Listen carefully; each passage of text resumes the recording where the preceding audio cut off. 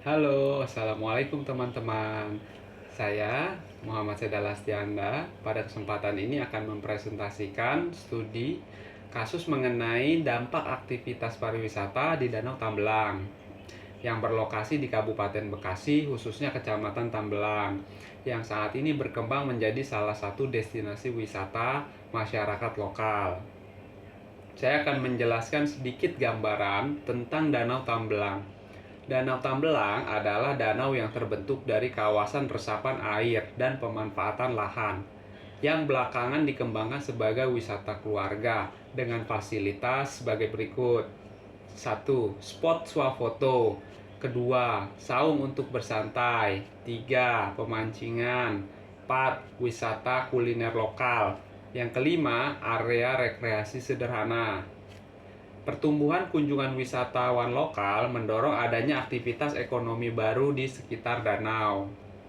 Aktivitas pariwisata yang di Danau Tambelang meliputi 1. Rekreasi keluarga dan komunitas.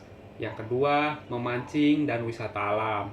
Yang ketiga, kegiatan foto dan konten sosial media. Yang keempat, wisata kuliner UMKM. Yang kelima, ada event lokal dan kegiatan masyarakat. Dengan adanya aktivitas-aktivitas ini melahirkan dampak positif dan negatif. Dampak positifnya apa saja? Yang pertama, dampak positif ditinjau dari aspek ekonomi.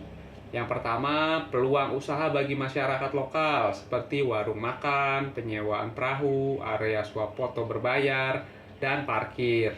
Yang kedua, penciptaan lapangan kerja bagi pemuda lokal sebagai penjaga area wisata, pengelola parkir, atau pedagang.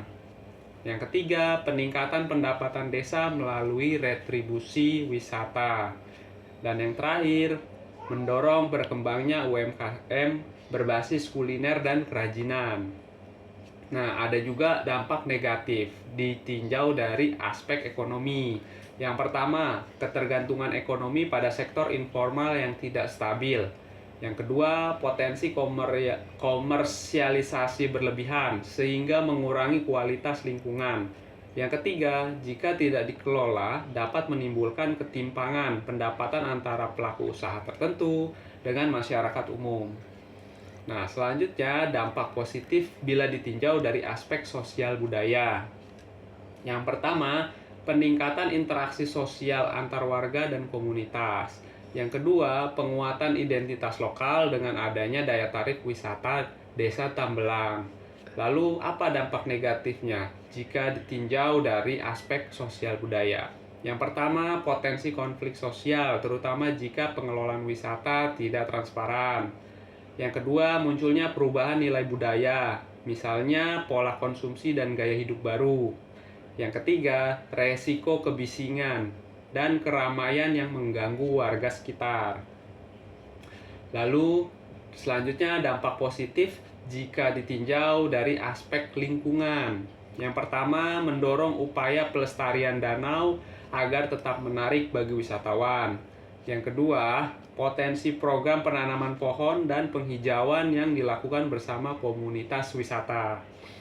Lalu dampak negatif jika ditinjau dari aspek lingkungan. Yang pertama, sampah wisatawan yang menumpuk di area danau.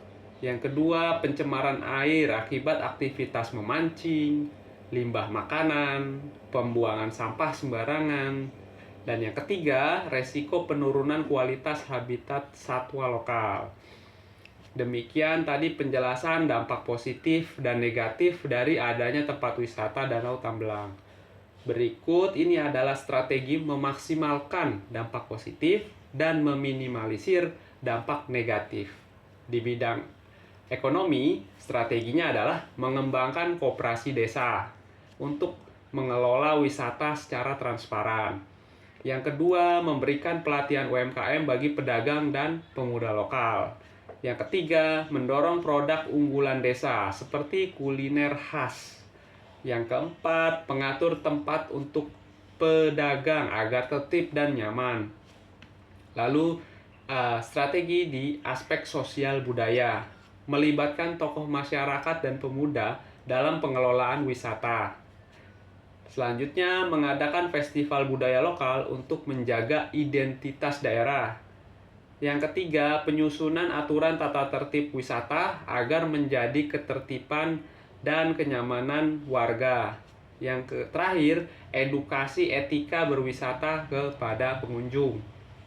Yang terakhir adalah aspek lingkungan. Bagaimana strateginya di dalam aspek lingkungan? Yang pertama, menyediakan tempat sampah terpilah, membangun toilet ramah lingkungan untuk mengurangi limbah ke danau, membentuk tim pengawas kebersihan dan petugas lingkungan.